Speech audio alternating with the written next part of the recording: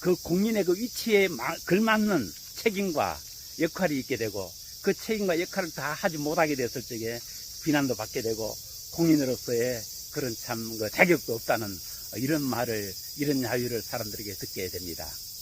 그런데 저는 일반 사람들이 대부분 알고 있는 공인의 어떤 그런 분류 이외에 정말 더 소중한 한 공인의 영역이 있다고 생각을 합니다.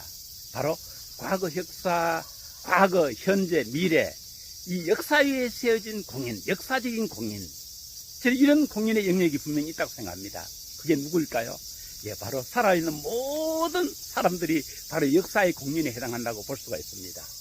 오늘날 우리가 이 시대를 살아가고 있는 것은 하늘에 갑자기 뚝 떨어져 살고 있는 것은 아니잖아요.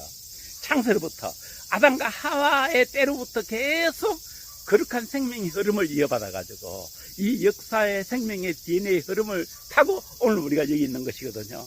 근데 이게 여기가 끝이 아니잖아요. 여기서 세상 끝날까지 이어가는 그 생명 흐름 중에 우리는 그 중간 위치에 있는 것입니다. 그런데 이 중간 위치에서 그 중간 전달자로서의 역할을 다 하지 못하게 되면 어떻게 될까요?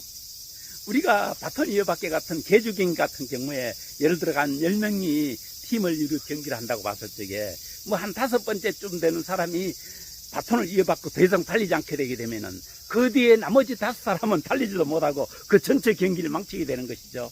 저는 역사적인 그런 공인의 위치에는 우리 사람의 책임이 이와 같다고 생각합니다. 창세로부터 흘러온 그 거룩한 생명의 긴 흐름이 오늘날 우리 시대에 와가지고 나 혼자 잘 먹고 잘 사는 것으로 끝쳐버리고 더 이상 이 생명의 거룩한 흐름의 대를 이 바톤을 이어주지 않는다면 이것은 역사적인 공인으로서의 책임, 중대한 책임과 역할을 망각한 것이 되는 것이죠. 저는 이 시대에 정말 가끔 어디 시골 같은 데 많이 가보면은 이 초등학교 같은 곳이 때로는 중학교 같은 것도 완전히 폐교가 돼가지고 나무만 무성하게 자라는 이런 것이 있는 것을 볼 때, 이 시대 사람들은 역사적인 공인이라는 자신의 그 소명을, 자신의 책임을 망각하고 사는구나.